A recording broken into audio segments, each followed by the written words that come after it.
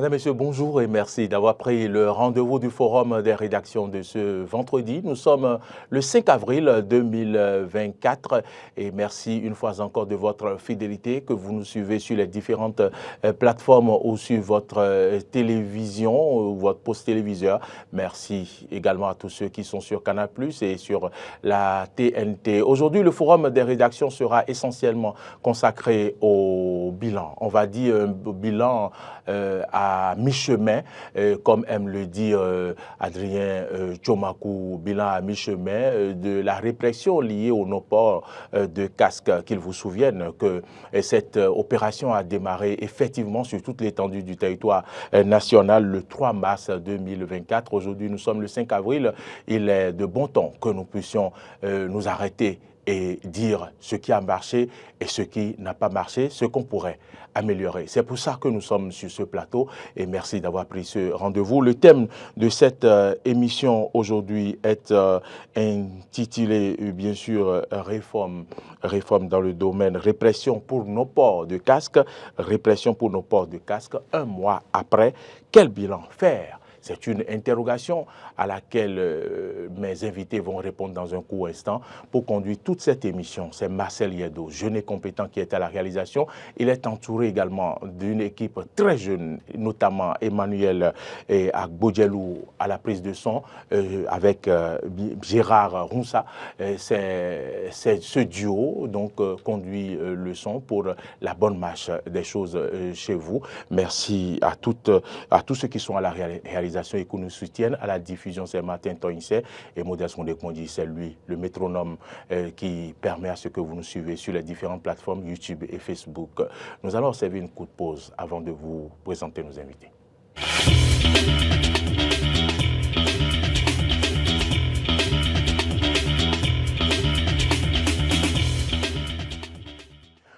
Retour sur ce plateau, mesdames, messieurs, à tout seigneur, tout honneur, nous allons dresser un tapis rouge à notre invité.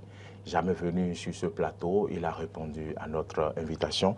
Aux âmes bien nées, la valeur n'attend point le nombre des années. C'est un jeune, un analyste politique compétent. Vous aurez le temps de le découvrir. Stéphane Ahinoukhosou Stéphane, bonjour. Bonjour, chers confrères. Merci d'avoir accepté notre invitation. C'est un plaisir. Vous êtes analyste politique, mais également vous êtes directeur de publication. Je suis rédacteur en chef du quotidien L'Autre Vision. L'Autre Vision. Absolument. Oui, un quotidien qu'on connaît bien, hein, qui fait de belles parutions. Évidemment. Et comment se porte l'Autre Vision? Je pense que l'Autre Vision se porte très bien. Par la grâce de Dieu, nous faisons ce que nous avons à faire. Et les dieux du journalisme nous accompagnent. Et nous vous remercions également pour le travail que vous abattez excellemment bien à Eden TV. Merci infiniment, Stéphane. Je me retourne vers le vieux de la vieille. Lui, c'est bien sûr Adrien Tchomakou. Il est connu, il n'est plus à présenter. Adrien Tchomakou, bonjour. Bonjour Maurice Agua, bonjour à toutes et à tous, chers internautes, chers téléspectatrices, téléspectateurs, bonjour. Vous êtes journaliste, vous êtes analyste politique. Merci d'avoir accepté notre invitation. C'est un plaisir. Chaque fois quand vous allez m'inviter, je répondrai si le calendrier me le permet. En tout cas, vous ne dites jamais non. Et merci pour ce principe acquis. Alors, nous allons donc tout de suite aller dans le vif du sujet. Et déjà, depuis le 3 mars, la police républicaine a déclenché sur toute l'étendue du territoire national la répression contre le non-port de casque. Désormais, c'est les 2 passagers ou 3 passagers, même si ce n'est pas permis, qui doivent donc porter leur casque sur les motos. Il y a donc plusieurs autres règles à respecter pour ne user feu arrière, phare fonctionnel, plein de trucs. Aujourd'hui, qu'est-ce qu'on peut dire en ce qui concerne le bien fondé d'une telle réforme pour les Béninois, quand on sait que pour la plupart, chaque Béninois a une moto et circule sur nos voies et prend d'énormes risques? Qu'est-ce qu'on peut dire en matière de bien fondé en ce qui concerne cette réforme initiée par la police républicaine? Je m'adresse à vous, Adrien Tchomakou. Merci Maurice Agua. Avant tout propos, je voudrais rendre un vibrant hommage au directeur général de ce groupe de presse. Je vais parler de son Excellence Donkla Mabalo, ainsi que le directeur des ressources humaines hein, ces deux personnalités qui ont réussi à Monsieur... mettre sur pied une équipe très jeune, une équipe qui fait la fierté de votre groupe de presse. Et aussi, dire un grand merci au directeur général de la police républicaine qui a réfléchi et a lancé cette opération de port de casque obligatoire à tout passager à moto. En réalité, le bien fondé de cette opération, vous savez, quand on parle de la répression pour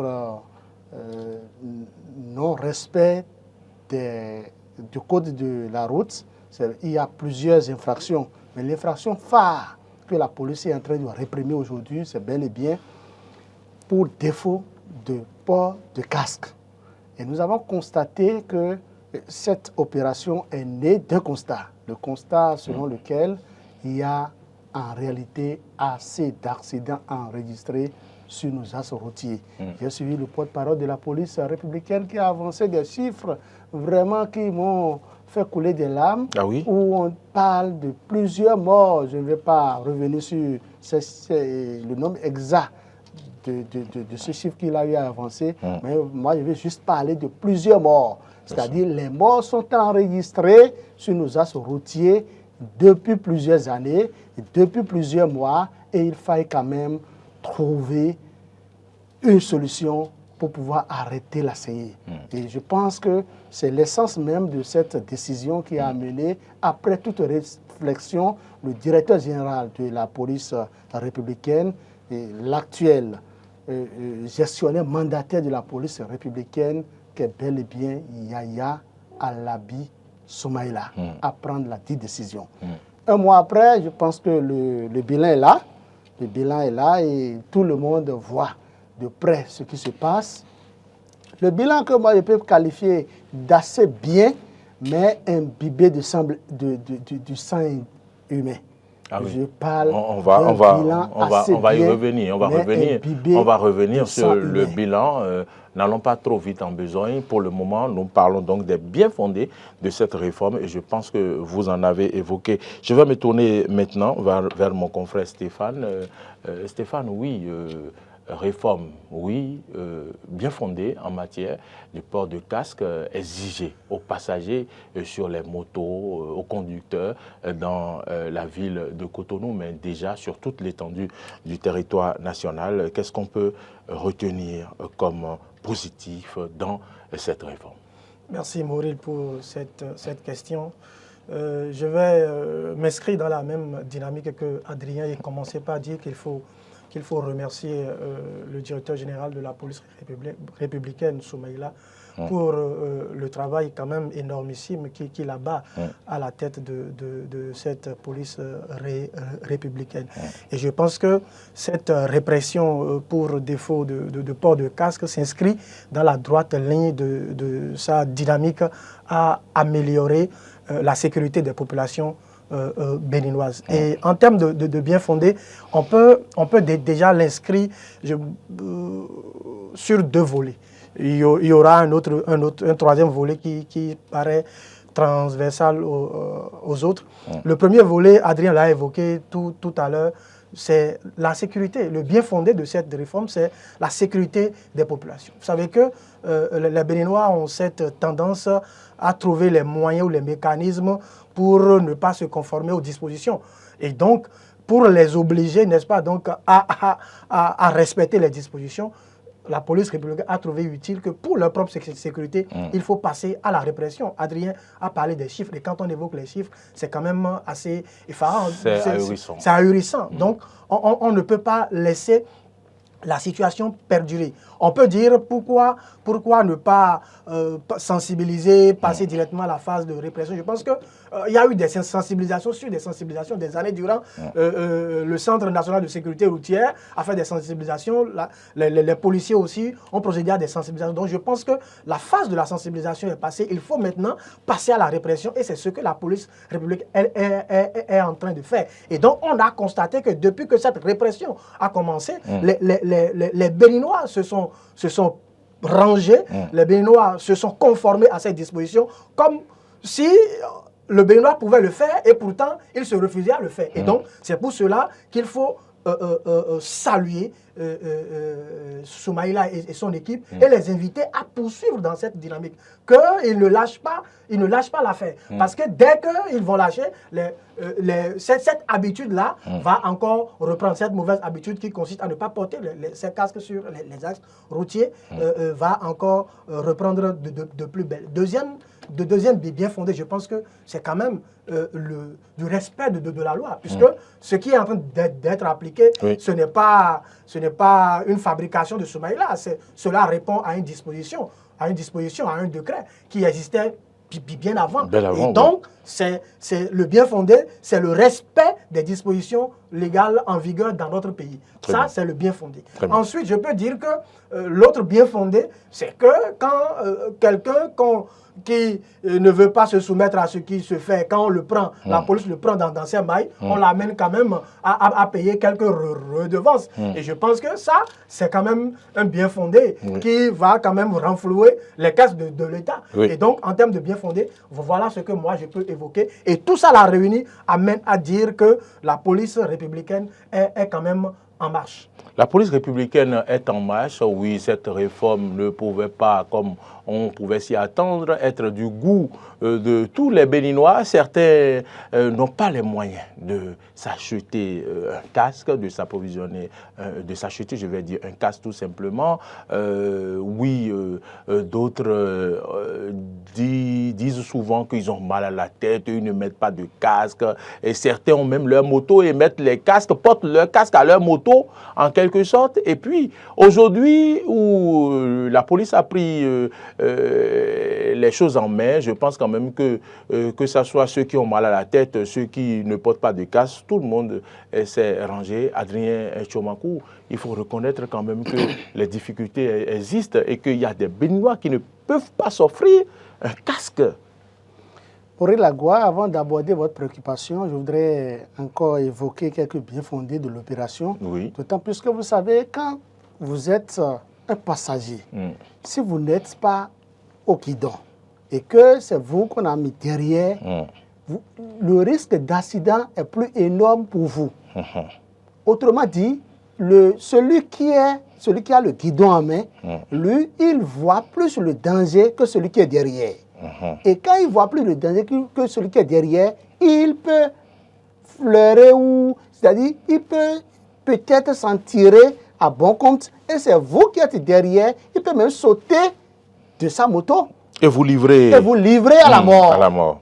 Et quand vous avez votre casque qui est bien fermé, vous avez mis correctement la ceinture de votre casque, vous n'aurez pas de traumatisme crânien. C'est à échapper. En tout cas, s'il s'agit d'un casque homologué, un casque qui respecte aux normes, je pense que vous allez éviter tout au moins le traumatisme crânien. Éviter aussi beaucoup d'autres chocs. Aussi, ce qu'il faut dire, avant de répondre toujours à votre question, quand vous portez un casque, que le casque soit homologué ou pas, je pense que vous inhalez moins de déchets. Si je peux m'exprimer ainsi, oui, les gens peuvent me comprendre. Si vous baissez bien si sûr vous baissez la visière ou bien comment ils appellent ça. C'est-à-dire, vous inhalez moins de déchets. Et comme ça, vous vous protégez contre des maladies au niveau de vos narines, les yeux, tout. Donc, c'est pour vous dire qu'il y a assez d'avantages dans le port de casque en circulation. Autrement dit, la police républicaine protège les Béninois contre leur volonté.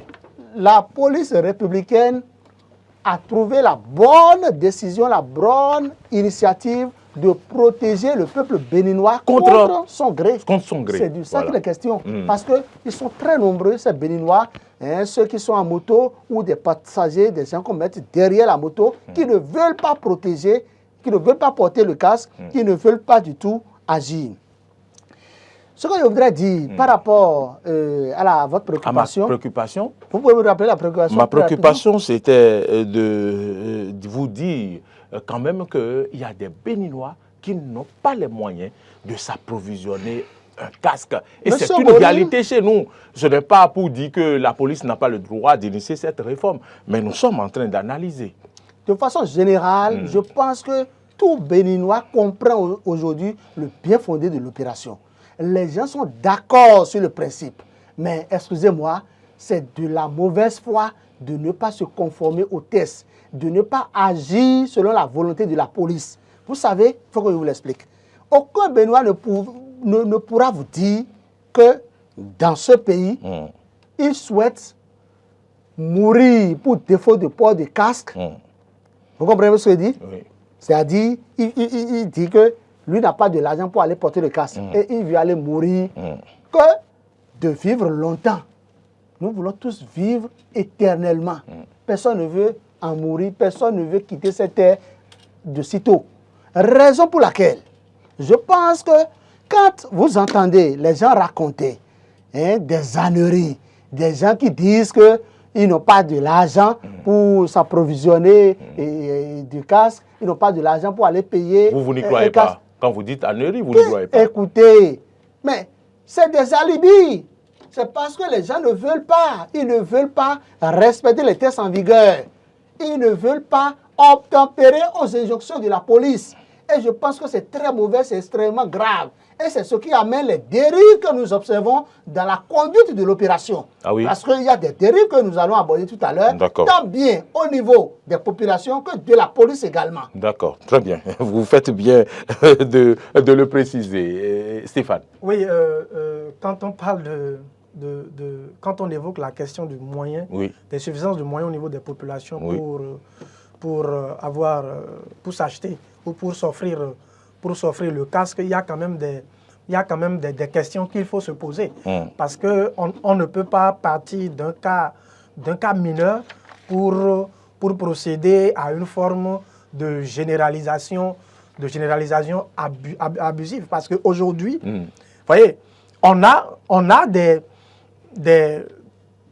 Béninois qui ont le casque par devant eux et qui le mettent entre leurs jambes sur la moto et qui ne mettent pas. Mais ils ont le casque. Donc, ça, quand on regarde ce phénomène, on peut se dire, mais ils ont quel souci? Aujourd'hui, il n'y a pas de prix pour la vie. Il n'y a pas de prix pour la vie. S'acheter un casque de 7 000 ou de 8 000, de 9 000 pour protéger sa vie, je pense que tout Béninois peut faire l'effort, n'est-ce pas, donc, d'y parvenir. Maintenant, on peut faire, puisque nous sommes tous Béninois, nous connaissons un peu la situation qui prévaut, mais on peut faire le plaidoyer pour que les politiciens, les élus communaux, que ce ne soit pas seulement lors des élections qu'ils vont trouver le mécanisme pour aller vers les populations et solliciter leur suffrage. Certains le font déjà, certains offrent de casque. Justement, donc il faut encourager... On ne va pas les citer ici. Justement, donc il faut encourager cette initiative-là pour que les élus locaux aillent vers les populations les moins démunies, ceux qui n'ont pas l'argent, qu'ils aient la possibilité d'avoir ces casques-là, parce que c'est de leur vie qu'il est question. Et donc, comme Adrien était en train de le dire, on ne peut pas prétester d'indisponibilité ou de manque de moyens pour ne pas s'offrir le casque. C'est extrêmement... Vous ne tolérez pas? Non, on ne peut pas, parce que c'est de sa vie qu'il s'agit. Et quand il s'agit de sa vie, on doit s'offrir les moyens pour la protéger. Et donc, on peut également faire un plaidoyer à l'endroit du gouvernement qui a fait de la subvention pour la TNT ou bien... Oui, tout à fait. Le gouvernement qui est dans le social. Voilà, le gouvernement peut aussi... Il y a valeur de prospérité partagée. Pourquoi le gouvernement ne peut pas subventionner les casques pour qu'on dise aux populations, aujourd'hui, vous pouvez acheter les casques à 1000 francs, 1500. Ça va être quand même un acte salutaire de la part du gouvernement. Donc, il n'y a pas à dire, on n'a pas de moyens pour s'acheter de casques. Ce n'est pas du tout admissible. Les gouvernants, les politiciens doivent trouver le mécanisme nécessaire pour accompagner les populations qui sont en situation de vulnérabilité financière. Monsieur Moril, oui, il faut comprendre quelque chose. En réalité, cette bonne décision doit être accompagnée, appuyée par plusieurs acteurs. D'abord les acteurs politiques, des ONG, des associations, des hommes d'affaires, des opérateurs économiques. En quoi faisant? En quoi faisant? D'abord le gouvernement. C'est vrai que quand je prends au niveau de Glo Digbé, à la GDZ de Glo Digbé, le gouvernement a autorisé un opérateur économique qui s'installe. Pour fabriquer des casques, c'est ça? Oui, oui, qui va fabriquer, confectionner des casques. Et je pense que quand ça sera une réalité, le casque va revenir à tout le peuple béninois à moindre coût. Espérons. Peut-être qu'un casque homologué peut nous revenir finalement à 2000 Espérons. ou à 3000 ou peut-être à 1000 francs. Inch'Allah. Donc, par rapport à ça, le gouvernement a posé un jalon, un bon pas.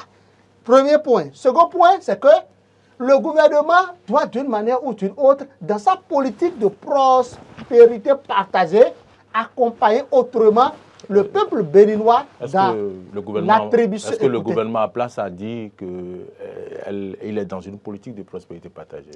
Vous ne voyez pas les actions posées par Patrice Talon? C'est ça, on les appelle, AME, les gens qui trouvent maintenant tout ce dont ils ont besoin. Non, je vous ai juste posé une question. Je vous ai dit, est-ce que le gouvernement en place, le gouvernement de Patrice Talon, a-t-il dit dans son plan d'action qu'il veut aller vers la prospérité partagée? Quand Patrice Talon prenait le pouvoir... Le redressement social quand même. Le redressement social. Quand je parle de prospérité partagée... Le redressement social a mis du temps à s'installer et à venir. Je parle bel et bien du hautement social. Oui, mais... Je me suis trompé peut-être d'expression. On a serré les ceintures, vous avez déjà oublié. N'allons pas, il faut qu'on parle... Non, oui, mais c'est vous qui utilisez des expressions qui m'amènent à vous poser des questions.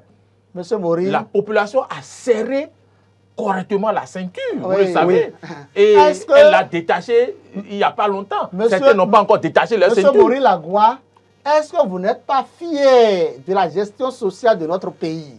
Est-ce que vous n'appréciez pas la politique de gouvernement de Patrice Talon au plan politique et au plan social? Surtout au plan social. C'est pour vous dire quoi? C'est pour vous dire que Patrice Talon œuvre pour le hautement social à travers les dernières actions qu'il est en train de développer ces derniers jours. Je ne veux pas aller très loin. Parlons du casque. Écoutez, c'est vrai qu'on a vu des partis politiques comme, on va les citer, hein, quand vous dites de ne pas les citer. Vous n'allez pas les citer. Des partis politiques comme le Bloc républicain qui distribue des casques ces derniers jours. Mais écoutez, c'est ça, ce dont on a besoin. Il faut que très rapidement, l'Union progressiste, le renouveau, emboîte le pas aux partis politiques Bloc républicain pour distribuer sur tout le territoire national des casques aux jeunes, des casques aux personnes de troisième âge, des casques à tout individu.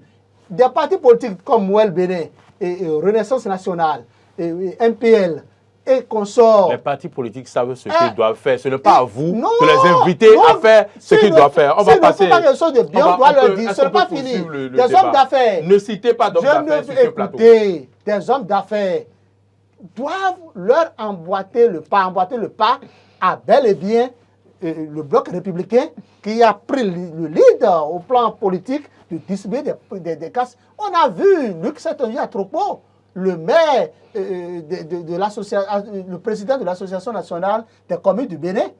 Vous comprenez ce que je dis? Vous voulez forcer et citer de d'autres sur ce plateau. En réalité, quand quelqu'un fait quelque chose de bien, ayons le courage de dire qu'il a fait de bien et que d'autres lui emboîtent le plat. Vous voyez ce que Luc Atropo est en train de faire sur tout le territoire national? Ce n'est pas de la publicité, c'est de l'information. Alemi Odou, un opérateur économique, vous voyez tout ce qu'il fait en distribuant les casques? Vitoulé, comment il s'appelle, Rodrigue, c'est de ça qu'il est question. Il faut que des hommes d'affaires, des opérateurs économiques, leur emboîtent le pas. Si des gens qui ont un peu la manne financière se lèvent comme un seul homme et emboîtent le pas à tous ceux-là qui font de la générosité une réalité au Bénin, les bonnes dames qui crient à Bomé où des gens ne sont pas en transe, on se fait former pour dire qu'on est vaudouci, on est ceci, on ne doit pas porter le casque, on va revenir sur ce ça. C'est pour dire quoi? Oui, les gens doivent savoir raison garder, doivent savoir que la police n'est pas là pour leur faire du mal. La police, notre police républicaine, elle est debout, elle est là pour les accompagner, pour les garder en vie, afin qu'ils découvrent les merveilles du Bénin. Si vous ne vivez pas, merci. Vous ne pouvez pas voir tout ce que le gouvernement ça fera en bien ou en mauvais. Je vais donner la parole à Stéphane pour certainement compléter ce que vous avez dit. On lui a refusé de ne pas citer des noms, mais pourtant, il va passer au service commercial. Il peut compter sur moi. Oui. Non, je pense qu'il le dit un peu de façon... chose là, mais c'est quand même assez pertinent. Hein, dans le cas vous le soutenez? Oui, oui, parce que tout à l'heure, vous avez évoqué ces difficultés, parce qu'il y a quand même de nos mamans, de nos frères, de nos soeurs qui sont dans des coins reculés, qui ne peuvent même pas s'offrir une pitance, ne serait-ce que manger 100 francs.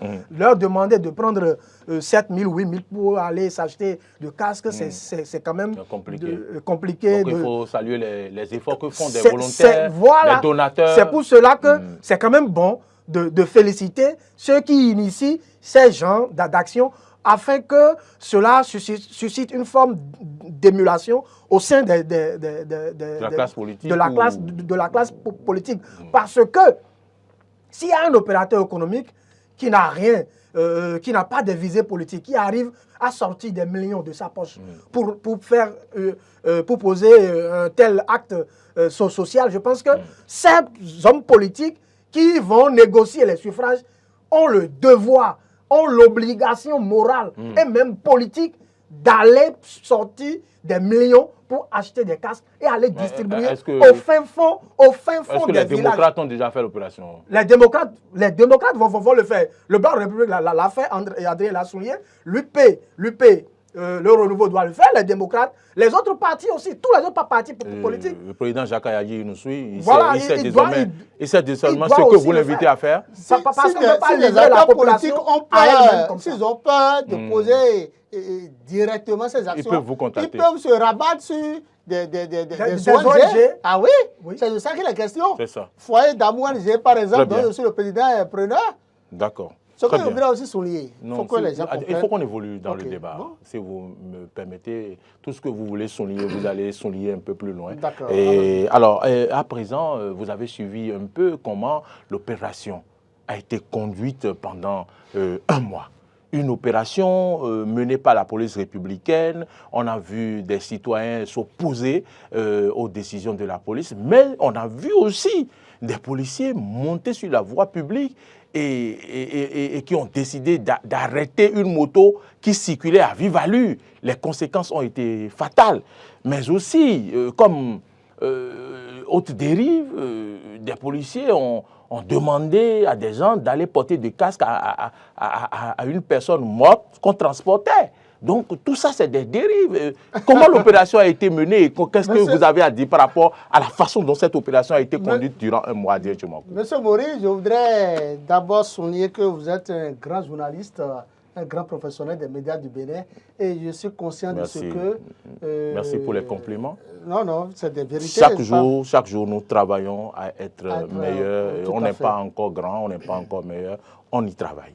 Vous savez, le rôle du journaliste que nous connaissons, c'est que nous ne prenons pas les informations qui sont sur les réseaux sociaux, le WhatsApp et qu'on sort là, comme des informations pertinentes, comme... on ne se base pas sur ces informations pour travailler. Ce ne sont pas des vérités absolues. Oui, je suis d'accord. Des gens ont dit que la police a exigé à ce qu'on porte un casque à un corps. Vous comprenez ce que je dis? Oui. Les gens ont dit ça, c'est circulé sur les réseaux sociaux, on dit que c'est au nord du Bénin, que c'est Andali, c'est faux. Aucun policier n'a exigé à ce que celui qui transporte un corps porte de casque à un corps. Mais vous avez suivi la vidéo? J'ai suivi la vidéo. Ça veut dire que cet individu, on doit le rechercher. Écoutez, et le sanctionner. Ça là, c'est même trop dit. Actuellement, vous avez vu un peu ce qui s'est passé à Boycon? Celui qui a pris son téléphone, qui a filmé, qui a fait des... Vous savez que pour cette opération-là, il y a des gens qui sont déjà en prison? Non. À la prison d'Abomey. Informez-nous. Et d'Abomey. Qu'est-ce qu'ils ont fait? C'est de quelle opération parlez-vous? Il y a eu à Boycon et à Abomey 3 à 4 opérations qui ont failli ébranler ces deux communes. Soyez succinct. Mais je vous avoue que le commissaire central de Boycon, par exemple, à la personne de... C'est bien le bien, M. Adjibi. Écoutez. Le contrôleur général. Non, non, il est commissaire-major. Major, d'accord. Commissaire-major à Djibi, il a réussi à gérer cette opération avec tact. Qu'est-ce qui s'est passé? Un monsieur qui a bien porté son casque, qui a remorqué une dame qui est adepte d'un culte vaudou. Ce qu'on appelle vaudou aussi. Et c'est en venant au carrefour Moukas de Boyko, le carrefour central, que tout le monde connaît. Elle n'a pas mis de casque. La dame n'a pas mis de casque. Okay. Mais celui qui l'a remorqué a mis de casque. Et c'est arrivé là qu'ils ont été interpellés. Okay. Puisque l'opération, c'est surtout pour ceux ou celles qu'on remorque derrière. Okay. Écoutez, le policier, le jeune policier a bien fait son travail. Jusque-là. Jusque-là. Il les a conduits au commissariat.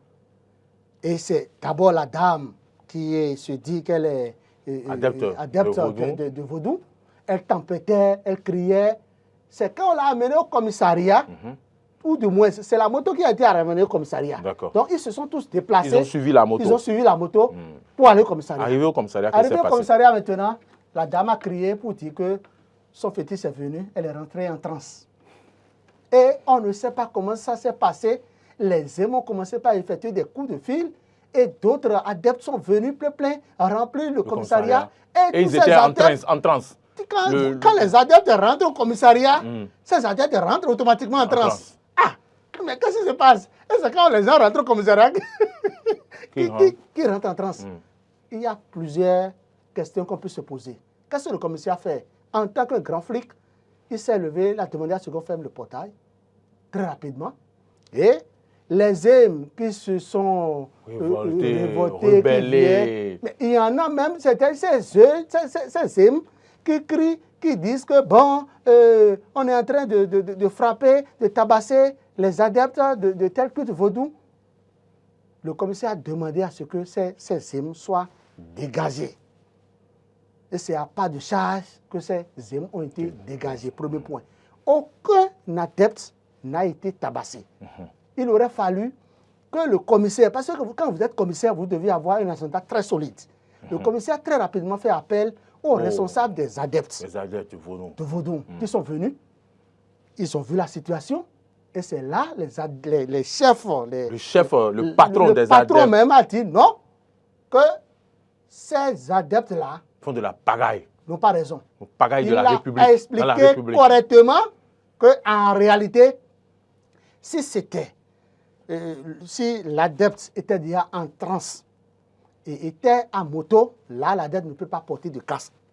Mais du moment où ce n'est pas le vaudou même qui est sur la moto, le vaudou, si c'est un être humain, une fois qu'elle n'est pas en transe, c'est une personne normale comme vous et moi. Oui, c'est pour sa vie. Non, mais même vous voyez un peu ce que ça va se passer. Même au-delà de ça. Laisse-moi te dire, très rapidement, le commissaire a tout fait pour pouvoir interpeller les gens. Parce que les gens étaient allés chercher de l'essence frelatée pour brûler le commissariat. Mais il aura fallu du tact pour pouvoir gérer, contenir tout ce monde et interpeller les meneurs. Donc, même en tant qu'adepte du vaudou, on doit mettre son casque. C'est quand on est en transe qu'on ne se possède plus et on pourrait comprendre quand même on est si en vous transe. Êtes beaucoup, non, même si vous êtes prêtre de Péto de K ou Péto V, ou bien n'importe quel fétiche, si vous n'êtes pas en transe, vous voulez sortir, vous prenez votre casque. D'abord, quand on dit tête couronnée, si vous attachez votre foulard blanc, il faut maintenant mettre le casque sur le foulard blanc et vous êtes plus beau, plus joli. Vous comprenez? Et vous baguez à votre occupation. Mais là, ce n'est plus tête couronnée, c'est tête casquée. Non. Tête couronnée, là, c'est dans le tibia, c'est dedans. Ce n'est pas... Il ne faut pas induire les enfants dans l'erreur. Le tibia n'est pas ici. Le tibia est ici, mais le vrai tibia, c'est là. Bon, très bien. Alors vous voulez compléter? Oui, je veux dire que... Il a évoqué un cas que les gens ont estimé comme dérive et tout ça. C'est vrai que dans la mise en œuvre de cette réforme... il y a eu des dérapages. On doit l'avouer. Il y a eu des dérapages. Mais avant d'en venir au dérapage, je voudrais mettre un accent particulier sur un fait qui a été évoqué par Adrien tout à l'heure. C'était quoi? Nous sommes dans un état de droit. Nous sommes dans un état de droit. Nous ne sommes pas dans un état voyous. Nous ne sommes pas dans la cour du roi Péto. Qu'est-ce que vous voulez dire? Nous sommes dans un État laïque. Et quand il y a une loi, la loi s'impose à tout le monde. Il revient à chacun de discipliner sa troupe. Tu es Vodunsi, tu es Rounogan, tu es Rouno, tu es monseigneur, tu es prêtre, tu es pasteur, tu es archibishop. Ça là, tu es président de la République, tu montes sur Zémidjan, comme Yahi l'avait fait, comme le président Yahi l'avait fait à Kagame. Si aujourd'hui, le président de la République prend un zém, il se met sur un zém, il met son casque. Il met son casque. On lui applique la règle. Si vous êtes en train, si vous êtes vaudouci et que votre vaudou sort ou bien que vous êtes en transe, prenez un taxi. Prenez un taxi. Ne créez pas de problème inutile aux forces de l'ordre qui sont là pour réguler la circulation, qui sont là pour sécuriser la population. Ça, c'est de l'affront. Et je pense que le cas qui a été évoqué là, le commissaire a été suffisamment gentil, suffisamment généreux, suffisamment respectueux de notre tradition. Sinon, il aurait pu procéder autrement, il aurait tout à fait raison de le faire. On n'est pas dans un état de voyou. Il a été humain. Vous prenez un vaudouci sur votre moto, vous lui faites porter un casque. Ou bien, vous lui prenez un taxi, vous le mettez dans un véhicule. C'est un cas totalement inadmissible. Inadmissible qui n'est même pas à soutenir. Oui. Maintenant, je veux juste dire que au même moment, il y a quand même des cas d'excès de zèle qu'on pourrait quand même dénoncer. Parce que quand vous supprenez, quand la police républicaine surprend un motocycliste, et quand il le surprend, il peut l'arrêter dans un feu.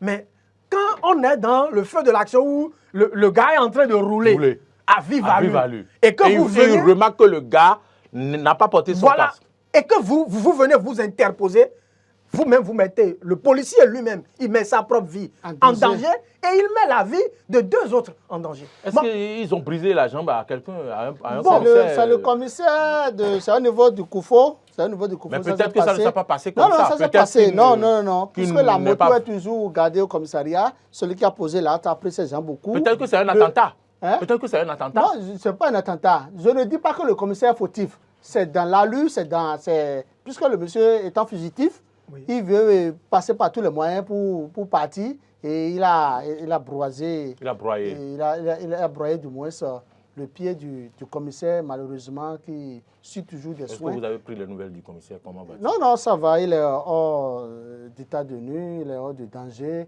Seulement que les séquelles sont là et que bon, il faille travailler pendant des mois pour qu'ils puissent se retrouver. C'est pour cela que... Vous avez vu, tout de même, vous avez vu ce qui s'est passé à Porte-Novo?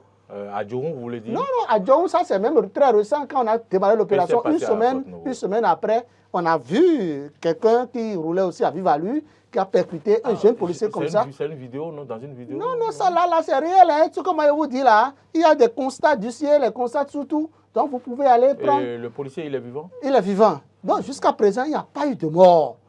Dans le rang des... Ni dans le rang des policiers, ni dans le rang de la population. Le cas néanmoins, le plus alarmant, c'est un cas de figure que la police républicaine doit encore étudier, réévaluer pour voir si, lorsque vous n'êtes pas en mesure d'intercepter directement quelqu'un qui est à une certaine vitesse, est-ce qu'il n'est pas mieux de relever son numéro, de le laisser partir et de faire des recherches pour l'interpeller un peu plus tard que de créer ces cas qui ne sont pas toujours de nature à sécuriser la vie aussi bien du policier que de tout. Ça là, la police républicaine doit réévaluer ça. Ou bien vous voyez que vous interpellez la personne qui veut trouver le mécanisme pour vous échapper. Il y a des policiers qui se jettent sur la personne et qui commencent... Moi, je pense que c'est vrai qu'il faut sensibiliser la population pour leur dire que quand un policier vous arrête, arrêtez-vous. Arrêtez-vous. Même si vous êtes en infraction, arrêtez-vous. C'est un humain. C'est un humain comme vous. Arrêtez-vous, échangez, il vous donnera la procédure à suivre et vous allez rentrer dans vos droits. Mais s'il n'y a pas cet échange-là entre le policier et le conducteur, je pense qu'il y aura toujours des cas d'accident, des cas d'altercation qui ne sont pas vraiment de nature à honorer. C'est cette opération qui est quand même à saluer. Je rappelle que nous sommes sur les dérives. Hein. Nous parlons des dérives. On va aborder rapidement les propositions. Oui, je voulais souligner un dernier élément. C'est que quand on dit, par exemple, casque débrayé ou bien quand vous ne mettez pas... Ah, ils arrêtent pour ça aussi. Oui, ils arrêtent pour ça. Moi, je veux dire, on dit police républicaine, la res publica, la chose publique. Yes. La police est là pour la population. Moi, je pense qu'en des moments donnés, ce n'est pas seulement par la force qu'il faut régler les choses. Il faut aussi que il n'y a pas de rigidité sans souplesse. Il faut que par moment, ces policiers qu'on envoie sur nos axes routiers soient plus ou moins souples. Quand vous voyez, par exemple, que le monsieur a porté son casque, voyez-vous, mais il n'a pas bien serré son truc-là. Arrêtez-le, dites-lui, cher ami, ce n'est pas bien, mais ça, c'est pour ta sécurité. Ça aussi, ça peut toucher la conscience de l'individu. Mais quand on le fait et puis on dit, bon, prenez-le, verbalisez, on a parfois comme l'impression que le rôle de la police, dans ce cas, ce n'est plus de sécuriser, mais de faire payer à la population de l'argent. Voyez-vous, je pense que ça... De renflouer les caisses de l'État. Oh, le rôle de la police, c'est pas ça. Ce n'est pas ça. Il y a les impôts, il y a la douane pour ça, pour renflouer les caisses de l'État. Donc, il faut aussi que la police républicaine essaie de revoir, n'est-ce pas, donc, cette manière de Bory Lagua, merci. Merci beaucoup. Bory Lagua, il faut dire qu'il y a effectivement quelques excès de zèle de la part de nos jeunes policiers. Allez-y vite, des policiers quelques secondes pour qui qu'on ne puisse sont pas aborder totalement correctement bien expérimentés. Et dans la conduite de cette opération, ce qui s'est passé à Zaolissé, par exemple, c'est vrai que finalement le monsieur n'est pas passé de via trépas, il suit des soins intensifs, mais je vous avoue, c'est inadmissible que dès que vous interpellez quelqu'un, dès que vous arrêtez quelqu'un qui ne veut pas obtempérer à vos injonctions, de se mettre derrière lui, de commencer par le poursuivre, le pourchasser comme s'il était un gangster. Quand vous posez ce genre d'actes, la population en général va toujours croire que la police est dans une mesure, est dans un fait de leur prendre de l'argent et dénoncer ce qu'ils appellent, je vais parler du peuple béninois, qui dénonce par moment le gangstérisme au sommet de la hiérarchie policière. On dit que c'est parce qu'on veut de l'argent coûte que coûte qu'on est en train de mener cette opération. Moi, je dis non. Ce qui n'est pas le cas. Ce qui n'est pas le cas. Je dis non, d'autant plus que quand on vous interpelle, tel que tu l'as dit, les gens doivent obtempérer. S'ils n'obtempèrent pas, premièrement, il faut que d'abord les commissaires qui ont en charge de chacune de ces unités de police demandent d'abord qu'on leur envoie assez de chicanes. Les chicanes, c'est des matériels qui permettent de barrer la voie, de réduire la largeur de la voie. Les chicanes permettent de réduire la largeur de la voie. De mieux contrôler, le policier, de mieux filtrer. Dans sa politique de contrôle ou de sécurisation, peut créer de l'embouteillage et empêche les gens de filer, de courir et de loin. Parce que quand il y a les chicanes qui sont disposées en biais de part et d'autre, écoutez, les gens ne peuvent plus filer. Les gens ne peuvent plus filer et le jeune policier Vous êtes en train d'aller vers les propositions. Peut bloquer la circulation et marcher maintenant, aller enlever la clé de la moto dont l'intéressé n'est pas à jour, n'a pas porté de casque, je voudrais dire. Donc je pense que la politique de répression qui était partie pour une répression douce, parce qu'en réalité, la police n'est pas dans la logique de percevoir des contraventions. Non, c'est pour sensibiliser les gens, c'est pour amener les gens à porter le casque, c'est pour amener les passagers, ceux qui sont derrière, à porter les casques, à éviter les accidents de circulation, à éviter de nombreuses blessures. Mais je pense qu'en l'état, la police, par moment, est en train de gaffer la bonne œuvre qu'elle a entamée. Et c'est en cela que j'invite les autres chefs d'unité à prendre l'exemple de ce qui se passe de Cotonou, écoutez, hein, de Cotonou jusqu'à Alada, à Ouegbo, je veux dire. Écoutez, le commissaire de Ouegbo, monsieur... Ouegbo? Oui, Ouegbo, tout à fait. Tu vois comment ça se gère à Ouegbo, mais tout se passe dans la lettre de l'art. Voulez-vous déceler des satisfecits? C'est un satisfecit total. Tant bien au commissaire de Ouegbo, monsieur Daklou Rufé, au commissaire, parce qu'il y a des commissaires, des braves dames. À Glo ici, là, c'est une dame qui gère là, le commissariat. À Alada, c'est une dame qui gère le commissariat. Tout se passe correctement, sans aricroche. Vous n'allez pas entendre. Moi, je dis, quand vous interpellez quelqu'un, et l'intéressé ne s'arrête pas, ne cherchez pas à le poursuivre. Laissez-le. Il va tomber dans un autre... dans les mains d'autres policiers. Ça, c'est clair. À moins que l'intéressé se mette à jour, à moins que l'intéressé porte de casse. Vous voyez ce qui se passe ici à Kassato? Mais c'est ça la valeur d'un grand homme policier. Le policier Toronto, vous voyez comment il gère. Là, vous avez commencé les Atalakoum. Non, qu'est-ce que vous avez dit Atalakoum? Allez voir M. Assouman au commissariat central d'Aboumé Calavi, le commissaire-major d'Aboumé Calavi. Mais c'est de ça qu'il est question. Participer à Godomé.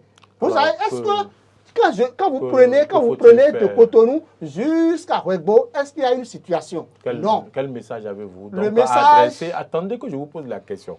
Quel message avez-vous à adresser aux policiers afin que quand même les cas de zèle qu'on a observés, les cas d'accrochage, de malentendus qu'on a observés soient revus puisque la répression continue? La répression continue et en guise de votre mot de fin. En l'état, je peux décerner, comme je l'ai dit au début, une mention assez bien, mais imbibée de sang à cette opération parce qu'il y a eu plusieurs blessés, tant bien au niveau de la police que de la population. Ce qui est extrêmement grave, c'est à croire que l'opération n'est pas bien mûrie. Or, cette opération est bien mûrie. D'abord, il faut que le directeur général de la police républicaine dote les unités de police des chicanes. Il faut que le directeur général ne cesse d'appeler les directeurs départementaux pour des institutions afférentes. Que les commissaires en charge de chaque unité ne cessent de rappeler à l'ordre les jeunes policiers surtout, les jeunes policiers qui n'ont pas encore capitalisé d'expérience, qui pensent que non, il faut coûte que coûte interpeller l'intéressé, il faut le poursuivre contre tout, ce n'est pas bien. Et Merci. Que la population, ça c'est raison gardée. Quand vous interpellez, arrêtez.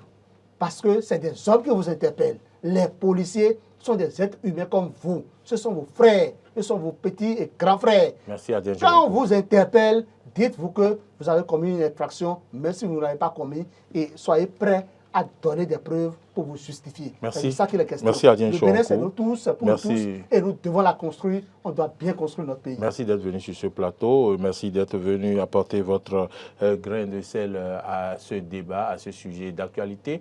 Je vous reviens dans un instant pour la conclusion. Oui, pour emboîter le pas, Adrien, je vais juste dire qu'en termes de proposition, la première chose, il faut que la police républicaine assouplisse un peu la mise en œuvre de cette répression.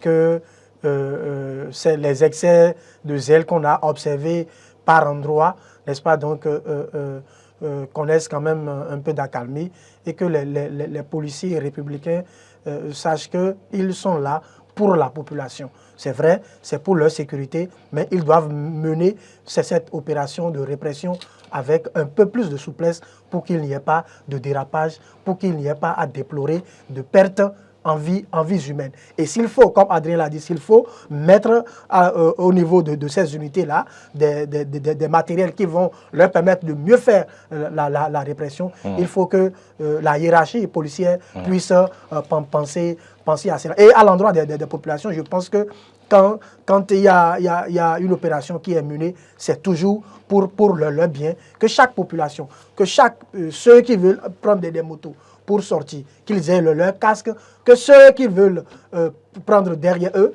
prennent aussi leur casque pour qu'il n'y ait plus de conflits sur nos routes. Toutefois, il faut quand même, comme Adrien l'a dit, il faut remercier ces commissaires qui quand même mènent cette opération-là avec brio. Les autres doivent leur emboîter le pas, ou bien quand ils vont se le voir, qu'ils leur demandent comment ça se passe chez eux pour qu'il n'y ait pas de cas à déplorer. Très bien. Merci à vous, Stéphane. Oui, merci à Stéphane Arkinou Khossou. C'est bien ça, je prononce bien. Arkinou Khossou. Arkinou Khossou. Oui. Arkinou Khossou.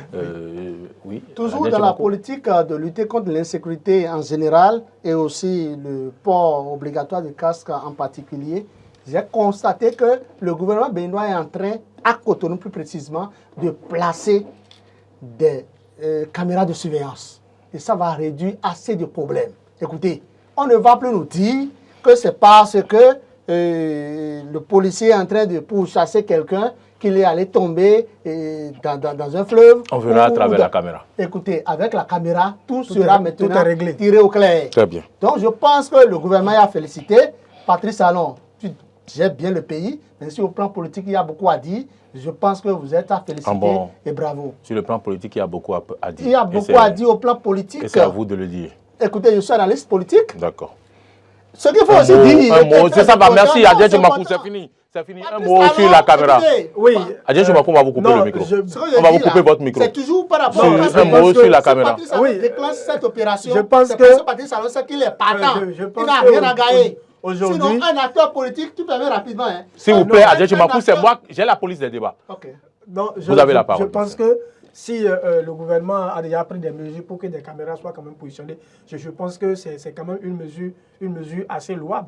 Tout ça, c'est parce que nous sommes dans un pays en voie de développement. Nous n'avons pas les moyens pour répondre à un certain nombre de besoins. Sinon, c'est quand même une nécessité qui s'impose aujourd'hui, vu tout ce que nous avons en termes d'agglomération à Cotonou, je pense que c'est quand même indispensable que le gouvernement le fasse. Il faut le féliciter et l'inviter à poursuivre dans cette dynamique qui va contribuer au renforcement de la sécurité sur nos différents axes routiers. Merci d'être venu sur ce plateau.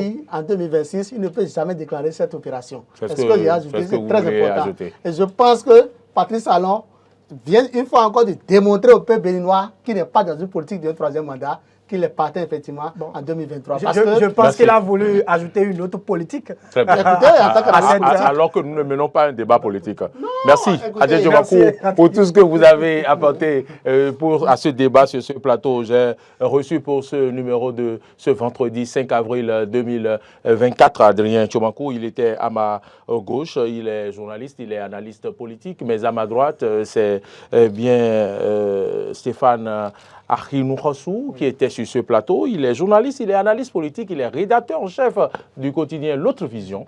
Merci d'avoir accepté notre invitation. N'attendez pas qu'on vous donne la clé de ce studio comme ils ont remis la clé de Cotonou à Feu Kadhafi. Venez ici quand vous aurez l'envie. Je voudrais donc vous dire que c'est Marseille Yedo qui a réalisé toute cette émission. C'est Gérard Moussa qui était au son avec Emmanuel Agodjelou. Et puis à la diffusion, c'est Martin Toïnse. Et c'est grâce à Modeste Mondekondi que vous nous suivez sur les différentes plateformes YouTube et Facebook et sur notre site internet www.benin-eden.tv. Vous pouvez télécharger notre application, c'est dans Play Store ou App Store et c'est Eden TV Diaspora FM. Bonne suite de nos programmes, portez-vous bien d'ici à là et à bientôt.